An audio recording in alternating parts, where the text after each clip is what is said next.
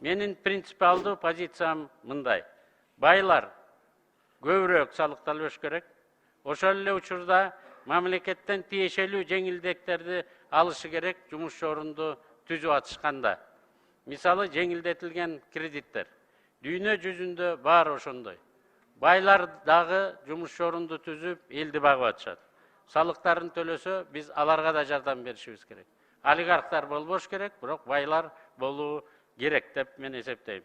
Бирок алар анча көп эмес. Алардын колу менен, жолу менен, алардын таланты менен биз кедейлердин, жакыр жашагандардын санын кескин түрдө азайтышыбыз керек. Ошол эле учурда биз бардык салык төлөөчүлөрдүн, ишкерлердин жана жөнөкөй жарандардын эмгегин баалап, аны менен бирге мамлекеттин мыйзамдарын сыйлоо маданиятын сиңиришибиз керек. Бүт кыргыз эли салык төлөйт. Анткени ар бир баада нан сатып алабызбы, кызмат алабызбы, машина же үй сатып алабызбы, салык бар. Бирок айрым бизнесмендер ошо баанын ичиндеги салыкты, Кудайдын берген байлыкты сатып атканда да ал жерде салык бар. Ошону казнага жеткизбей коюп атышат. Биз мындан ары ага жол бербейбиз.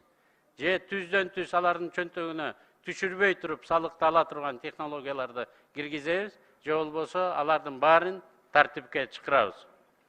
Тилекке каршы акыркы 10 жылда мурунку жетекчинин кыялы бар эле, рай для бизнесменов деп.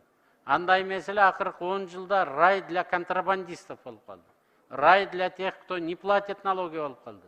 Ар бир киши, ар бир мекемеде, ар бир өзүнүн участкасында өзүнчө откорм площадка жасап алыптыр. Салык менен эч кимдин иши жок. Ошондуктан биздин конституциябызда жазылуу, салыкты төлөө бул милдетке кирет. Эгерде бизнес менен алек болсоң, салыкты төлөш керек. Салык деген бул жетим жесирлердин көз жашы.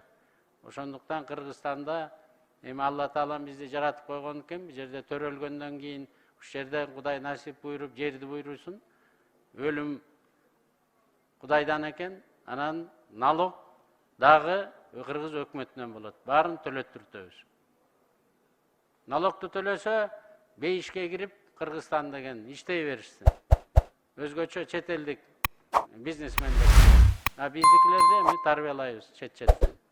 Кумтөрдү көрбөдүңүздөрбү? 4% салыгын төлөбөй жүрүптүр.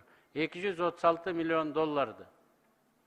Салыкты төлөбөйт, ошонун эсебинен биздин чиновниктер сатып алат. Олчойгон акчаларды алышат, калганы менен коррупция менен күрөштүк деп элдин астына чыга берет, уялбай.